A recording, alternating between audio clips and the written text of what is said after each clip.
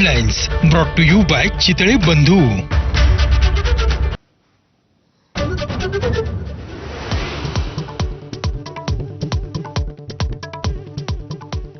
Vidhan Bhavan bomb न उडवून देण्याची ईमेलद्वारे धमकी, पोलिसांकडून मोठी शोध मोहीम. तर धमकीचा मेल खोटा, गृहराज्यमंत्री पंकज भोयर यांची माहिती.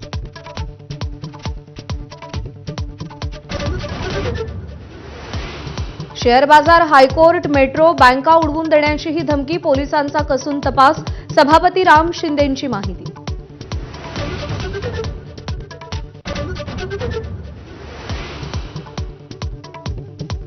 इराण विरुद्धचं युद्ध लवकरच थांबणार, इराणमध्ये हल्ला करण्यासारखं ठिकाण उरलं नाही.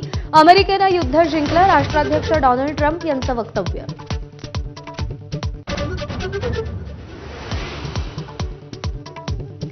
मार्चमध्ये रशियाकडून भारताच्या तेल खरेदीत फेब्रुवारीच्या तुलनेत 45% वाढ. फेब्रुवारीत 10 लाख बॅरल्स तर मार्चच्या 11 दिवसातच 15 लाख बॅरल्स तेलाची खरेदी.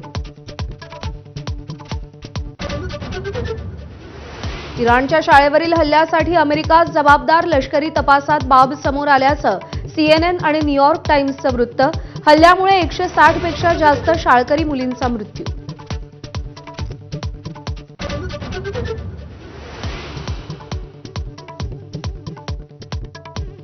संयुक्त राष्ट्रांच्या सुरक्षा परिषदेत इराण विरोधात ठराव.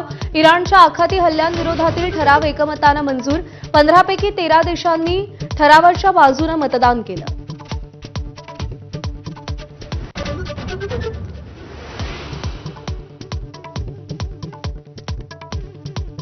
युद्ध संपवण्यासाठी इराणनं 3 अटी समोर ठेवल्या. इराणचे कायदेशीर हक्क मान्य करावे, नुकसान भरपाई द्यावी आणि भविष्यात इराणवर हल्ला न करण्याची हमी द्यावी, अशा इराणच्या अटी.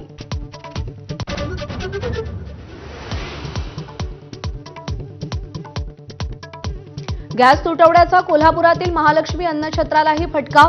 4 ते 5 दिवस पुरेल इतकाच गॅस साठा शिल्लक. तर गॅसच्या तुटवड्यामुळे महाप्रसादाचा लाभ घेणाऱ्या भाविकांची संख्या निम्म्यावर.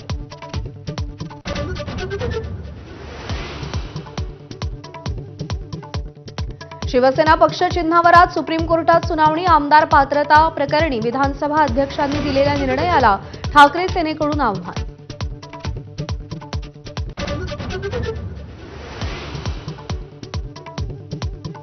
जम्मू काश्मीरमध्ये माजी मुख्यमंत्री फारुख अब्दुल्ला प्राणघातक हल्ल्यातून बचावले. लग्न समारंभ आटपून जात असताना एका व्यक्तीचा गोळीबार, सोबत असलेल्यांकडून हल्लेखोराची लगेच धरपकड.